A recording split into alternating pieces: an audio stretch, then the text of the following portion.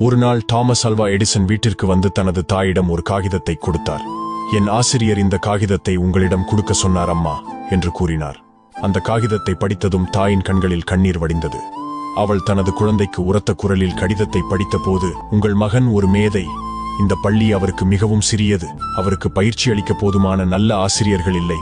தயவு செய்து அவருக்கு நீங்களே கற்பியுங்கள் என்று அந்த காகிதத்தில் இருந்தது. பல ஆண்டுகளுக்குப் பிறகு, எடிசனின் தாயார் இறந்த பிறகு அவர் பழைய குடும்ப விஷயங்களை பார்த்துக் கொண்டிருந்தார். இப்போது நூற்றாண்டின் மிகச்சிறந்த கண்டுபிடிப்பாளர்களில் ஒருவரான எடிசன் திடீரென்று ஒரு மேசை இழுப்பறையின் மூலையில் ஒரு மடிந்த காகிதத்தை கண்டார். அதை எடுத்து அதனை திறந்து பார்த்தார். அதில் இவ்வாறு எழுதியிருந்தது: உங்கள் மகன் மனநலம் பாதிக்கப்பட்டவர். இனி அவரை பள்ளிக்கு வர அனுமதிக்க மாட்டோம். எடிசன் மணிக்கணக்கில் அழுதார். பின்னர் அவர் தனது டைரியில் இவ்வாறு எழுதினார்: தாமஸ் ஆல்வா எடிசன் ஒரு மனநலம் பாதிக்கப்பட்டவர். தனது ஹீரோ தாயால் நூற்றாண்டின் ஜீனியஸ் ஆனார்.